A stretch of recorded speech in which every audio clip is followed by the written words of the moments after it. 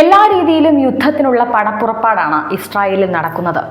ഇറാന് തിരിച്ചടി നൽകാനുള്ള എല്ലാ പദ്ധതിയും ഇസ്രായേൽ ഇട്ടുകഴിഞ്ഞു എന്ന് വേണം കരുതാൻ. ലെബനനിൽ ഹിസ്ബുള്ളക്കെതിരെയും ഗാസയിൽ ഹമാസ് ഭീകരരെയും വകവരുത്തിക്കൊണ്ടിരിക്കുകയാണ്.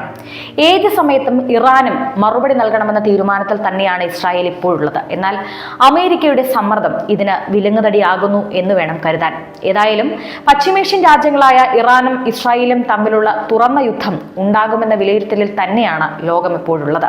അതൊരു മൂന്നാം ലോക മഹായുദ്ധമായി മാറുമോ എന്നാണ് ലോകം തന്നെ ഭയക്കുന്നത്.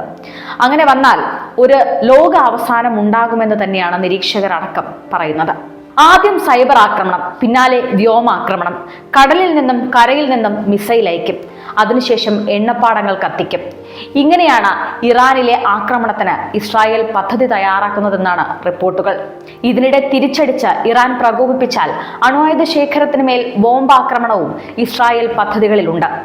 ഇറാനെ തകർക്കുകയാണ് ഇസ്രായേലിന്റെ ലക്ഷ്യം. എന്നാൽ അമേരിക്കയുടെ സമ്മർദ്ദം മൂലം തിരിച്ചടി വൈകിപ്പിക്കുകയാണ്.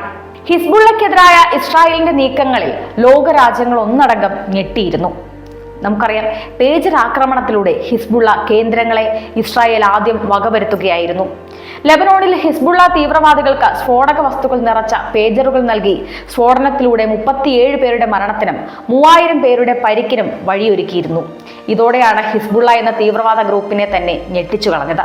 കാരണം ഇതുവരെയും ആരും ചെയ്തു കാണാത്ത ഒരു യുദ്ധ തന്ത്രമായിരുന്നു ഇസ്രായേൽ അവിടെ ചെയ്തത്. ആ സൈബർ ആക്രമണം ഞെട്ടിപ്പിക്കുന്നത് തന്നെയായിരുന്നു. അതിനുശേഷം ലെബനോനിൽ കരയുദ്ധം ആരംഭിച്ചു. അങ്ങനെ വലിയൊരു യുദ്ധതന്ത്രമാണ് ഇസ്രായേൽ അവിടെ ചെയ്തത്.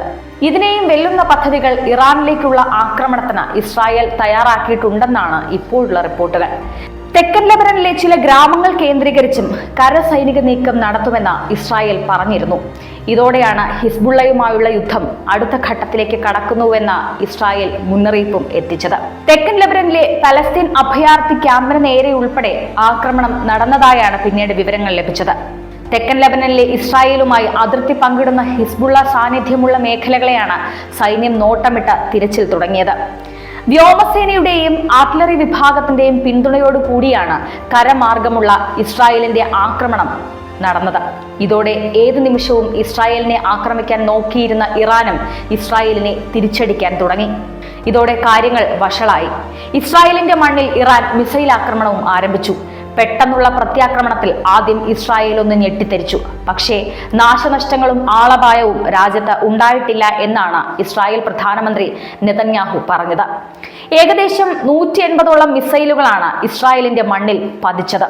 ഇസ്രായേലിനെ പരക്കെ അതിശക്തമായ ആക്രമണമാണ് നടക്കുന്നതെന്ന് ഇസ്രായേലിലുള്ള അവിടുത്തെ മലയാളികളും പറയുന്നുണ്ട്. ജോർദാനിലും മിസൈൽ ആക്രമണം ഉണ്ടായതായാണ് മലയാളികൾ പറയുന്നത്. ഇതോടെ ലോകം മുഴുവനും ഇരു രാജ്യങ്ങളും തുറന്ന യുദ്ധത്തിലേക്ക് പോകുന്നത് കണ്ടു. ഇപ്പോഴത്തെ ശക്തമായ തിരിച്ചടി നൽകുമെന്നാണ് ഇസ്രായേൽ വ്യക്തമാക്കിയിരിക്കുന്നത്. ഇതിൽ നിന്നും പിന്നോട്ടില്ലെന്ന് ഇസ്രായേൽ പ്രധാനമന്ത്രി ബെഞ്ചമിൻ നെതന്യാഹു പറഞ്ഞിരിക്കുകയാണ്. ഇതോടെ ലെബനോന്റെ തലസ്ഥാനമായ ബെയ്റൂത്തിൽ കനത്ത വ്യോമാക്രമണം ഇസ്രായേൽ ഇപ്പോൾ നടത്തുകയാണ്. വെസ്റ്റ് ബാങ്കിൽ വിമാനത്താവളത്തിന് സമീപത്തടക്കം നടത്തിയ വ്യോമാക്രമണത്തിൽ 18 പേർ കൊല്ലപ്പെട്ടതായും റിപ്പോർട്ടുകളുണ്ട്.